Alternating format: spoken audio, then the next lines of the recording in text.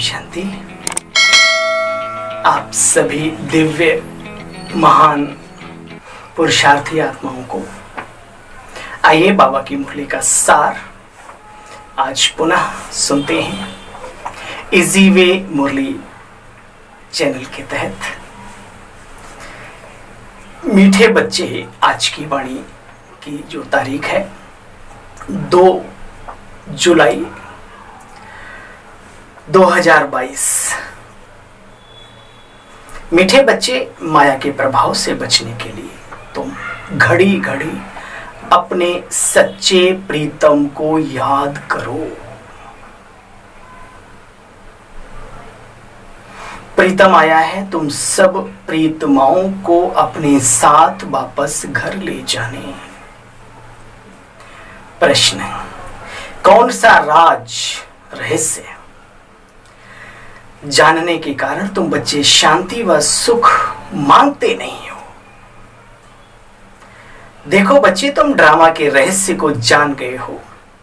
पता है ये नाटक पूरा होगा, पहले हम शांति में जाएंगे, फिर वापस सुख धाम, सुख की दुनिया में, सतयुग में, स्वर्ग में आएंगे। इसलिए सुख शांति मांगते नहीं, बल्कि अपने शांत स्वरूप में स्थित रहते हो, क्योंकि आत्मा का स्वधर्म ही शांति है, आनंद है, प्रेम है, पवित्रता है, शक्ति स्वरूप है आत्मा। मनुष्य ना जानने के कारण ना बाप को, ना ड्रामा को, ना अपने आप को ना जानने के कारण कहते हैं हे प्रभु मेरे मन को शांति दो। शांति वास्तव में बच्चे आत्मा को चाहिए, ना कि मन को। मन तो यंत्र है आत्मा का एक। इसीलिए शरीर छोड़ने के पश्चात क्या कहते हैं? फलाने दिवंगत आत्मा को प्रभु शांति प्रदान करें। हम ऐसी ईश्वरीय सत्ता से प्रार्थना करते हैं। कहते हैं ना, मन को नहीं, उसके मन को नहीं, दिवंगत आत्मा को। अच्छा भाई आगे चलो। गीत, प्रीतम आन मिलो। ओम शांति। जैसे शास्त्रों में कोई कोई बात समझ में आती, उसमें गीता में भी कोई कोई बात बिल्कुल राइट है। कई लोग समझते हैं कि बी के पता नहीं गीता का क्या। मुझे माफ करना, कई हमारे बाबा के बच्चे ही हमारे ऋषि मुनियों की धरोहर को व्यर्थ बताने लगते हैं, तो सामने वाला भी उल्टा ही समझता है। जबकि बाबा ने सदैव सत्कार किया पूर्वजों का, ऋषि मुनियों का, संत महात्माओं का, और उनकी बातों का सत्कार किया। प्यारे बहनों और भाइयों, निरादर नहीं करते हम किसी का। हमारा बाबा गीता में जीवन जीना सिखा रहा है। पढ़ने के साथ साथ, श्लोकों को रटने के साथ साथ बाबा की मान्यता है, बाबा भरोसा करते हैं उसको जीवन में उतारने का। तो जैसे ही हमारे वेदों में, शास्त्रों में जो भी बातें लिखी हैं, उनके अनुरूप जीवन बनाया है परमात्मा ने ब्रह्मा कुमार कुमारियों का। ब्रह्मचर्य परम बलम, एक दूसरे की भलाई सोचो, वसुधैव कुटुंबकम आदि आदि। अपने को आत्मा निश्चय करो, मन को मेरे में टिकाओ, जिसको राजयोग कहते हैं। तो यहाँ ये वो बातें प्रैक्टिकल में। सिर्फ ज्ञानी होना, श्लोकों को रटना, बाबा उसको भी उच्च दर्जा देते हैं, लेकिन फिर भी एक बात कहते हैं, कोई बहुत ज्ञानी हो, प्रैक्टिकल जीवन में कुछ ना हो। जैसे रावण कितना बड़ा ज्ञानी था, लेकिन दैत्यों की श्रेणी में डाला गया उसको। कुंभकर्ण और रावण की बहुत वो श्लोक और वो सब चलता है, बहस। बाबा कहते तुम्हें बहस नहीं करनी है, बल्कि वैसा जीवन जी करके दिखाना है।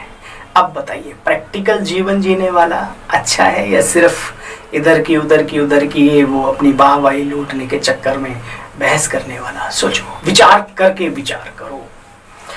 तो बाबा कहते हैं बहुत सारी ऐसी बातें, इसलिए गीता में उसमें लिखा है, हे अर्जुन मैं इन सब चीजों का निचोड़ सुनाता हूं, सारी योगों का रहस्य राजयोग सिखाता हूं। वैसे गीतों में भी बहुत अच्छे अच्छे अक्षर हैं।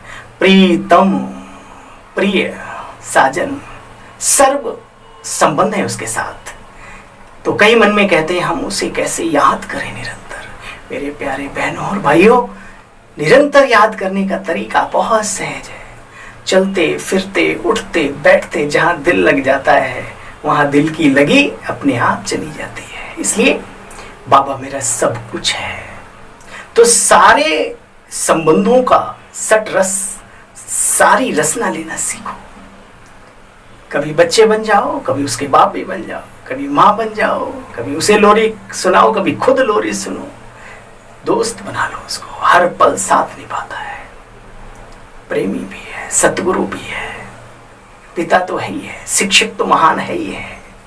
अच्छा, बाबा ने कहा प्रीतम अक्षर बहुत अच्छा है, परंतु कहते हैं गीत में जियरा बुलावे। तो बच्चे शरीर थोड़ी बुलाते, तो आत्मा जीव में जो रहती है वो प्रभु को पुकारती है। मनुष्य समझते आत्मा ही परमात्मा है। बच्चे अब देखो कितनी बड़ी बात को बाबा हमें यहाँ क्लियर करते हैं। बाबा कहते हैं बच्चे कई ऐसे समझते हैं कि आत्मा ही परमात्मा है, इसलिए आत्मा को निर्लेप कह देते हैं। ऐसे कभी नहीं समझना कि आत्मा निर्लेप है, यानी आत्मा के ऊपर कोई कर्मों का लेप छेप नहीं लगता, नहीं। बाबा उसका विश्लेषण करते हैं, कहते हैं बच्चे देखो, मान लो आत्मा ही शरीर के द्वारा सब कार्य करती है, तो आत्मा निर्लेप कैसे हुई? दुख और सुख शरीर में आत्मा महसूस करती, ना कि शरीर। जब आत्मा निकल जाती है शरीर से तो शरीर के टुकड़े टुकड़े कर दो, लेकिन शरीर को कोई दुख दर्द नहीं होता। तो फील कौन करता है, स्वाद कौन लेता है, देखता कौन इन डब्बियों के द्वारा? तो वही भुगतान भी करता है अच्छाई या बुराई का फल। ओके, तो आत्मा निर्लेप नहीं है, आत्मा पर ही उसके कर्मों का लेप छेप लगता है। इसलिए कर्मों को अच्छा बनाने के लिए ये मान्यता को भुला दो कि आत्मा निर्लेप है। नहीं, आत्मा स्वयं का मित्र और स्वयं का शत्रु है कर्मों के आधार पर। देखो बच्चे, आत्मा शरीर से निकल जाती है तो फिर शरीर को कुछ भी करो, आत्मा को कुछ लगता होगा क्या? आत्मा और शरीर अभी कंबाइंड है, तो फील आत्मा को होता है, दुख या सुख, स्वाद या जो भी। तुम बच्चे पुरुषार्थ करते हो सतयुग में चलने का, वहां माया नहीं होती, दुख अशांति वहां नहीं होती। कहते मन को शांति चाहिए। अरे कहो ना, आत्मा को शांति चाहिए। आत्मा के अंदर ही मन और बुद्धि निहित हैं। जैसे पुष्प के अंदर बहुत सारी पंखुड़ियां होती हैं, खुशबू होती है, ऐसे ही हमारी आत्मा की इंद्रियां, मन, बुद्धि, संस्कार, ये सारे उसकी क्वालिटी है आत्मा की। आत्मा सोचने का काम करती तो उसे मन का जज लेती है, जजिंग करती है तो उसको बुद्धि कहते हैं। आदतों में कोई चीज आ जाती है आत्मा के, जो अगले जन्म तक जाती है, उसे संस्कार कहते हैं, है ना। है आत्मा की ताकतें हैं वो, है ना। बाबा कहते हैं जैसे हाथ, पैर, मुख, नाक, कान, ये पहचान है शरीर मिला के, ऐसे ही वो मन, बुद्धि, संस्कार अर्थात आत्मा। तो बच्चे भी आत्मा और परमात्मा के भेद को यहाँ जान गए हो। जानते हो आत्मा शांति धाम से आती है, परम पिता परमात्मा भी निराकार शिव उस परम धाम में रहते हैं, वो भी आते हैं, लेकिन हमारे आपके जैसे नहीं। सुनो, बाप कहते प्रियतमा हे प्रियतमाए, अपने प्रीतम को घड़ी घड़ी याद करते रहो। जैसे लैला ने मजनू को, राधा ने श्री कृष्ण को, मीरा ने कन्हैया को। आजकल एक प्रेमी दूसरे प्रेमी को, सच्चे जो होते हैं उनकी बात है, उन्हें खाना पीना सब भूल जाता है। वाह, दिल कहे तुझे देखता रहूं, बाबा का गीत बड़ा प्यारा है। दिल कहे बाबा तुझे देखता रहूं, देखते रहो। इन डब्बियों से देखना शुरू करो, जिधर देखता हूं तू ही तो है। योग की उत्तम श्रेणी है, निरंतर याद बनी रहेगी। खाओ पियो, चलो उठो बैठो, वाह बाबा वाह, एकदम बुद्धि परम धाम में चली जाए। बाबा कहते हैं परंतु बाबा जानते हैं हमारी प्रियतमाओं पर माया फार करती, घड़ी घड़ी बाप को भुलाकर देह अभिमान में ले आती है। आत्मा का तो बच्चे स्वधर्म ही शांत है। जानते हो ना, अभी आत्मा की पहचान मिली है तुमको, पक्का पक्का निश्चय है, बोलो है मना है, इसके आगे पीछे कुछ नहीं। बाबा कहते हैं पक्का पक्का निश्चय है, हम आत्माएं परम धाम की रहने वाली हैं। अब ये नाटक पूरा हुआ, तुम ब्रह्मा कुमार कुमारियां सभी अपने भाई बहनों को ये समझाओ। सभी के तीन पिताएं होते हैं, एक लौकिक यानी शरीर को जन्म देने वाला, एक अलौकिक यानी धर्म का पिता जो जिस धर्म से बिलोंग करता हो, और एक पारलौकिक जिसको कहते हैं परम पिता, परम आत्मा, आत्मा का पिता। जानते हो, दुख की नगरी बदल अब सुख की होने वाली है। रावण राज्य समाप्त होकर ही रहेगा। जैसे रात के अंधेरे को दिन को बदलने में कोई रोक नहीं सकता। रात के बाद दिन आना ही आना है, अंधियारा जाना ही जाना है। ठीक है, तो ये ड्रामा फिक्स है। ये बाबा कहते हैं दुनिया बदलनी ही बदलनी है, बदलो या ना बदलो। तुम नहीं बदलोगे तुम्हारा नुकसान है, लेकिन संसार तो बदलना है। आखिरी मौत आएगा जरूर। दुनिया भले थोड़ा लेट जाए, लेकिन अपना तो कोई भरोसा नहीं है सत्य की नहीं। ना उम्र की सीमा है, ना कोई बंधन है। ये मौत को तो आना ही है, इसे कोई बंधन रोक नहीं सकता। इसलिए उसके आने से पहले एक प्रीत अमर कर लो, ये रीत अमर कर लो। प्रभु के साथ दिल की प्रीत ऐसी जोड़ो कि हम संसार से चले भी जाएं, लोग याद करें हमारे कर्मों को, हमारी सोच को, हमारी प्रीत को, प्रेरणा ले हमसे, और हम भी संतुष्ट हों शरीर छोड़ते समय की जितनी ताकत थी मैंने पूरी लगाई, कोई कमी नहीं रखी। करेंगे, हम सबको करना है। तुम बच्चे इन बातों को अच्छी तरह से जानते हो। ये जीत और हार का खेल है। बाप ही आकर के बच्चों को पारस बुद्धि बनाते हैं। बरोबर नाम रखा जाता है पारसनाथ। देखो बच्चे, यहां समझने की बहुत गुंजाइश है। ये ज्ञान बहुत विराट है।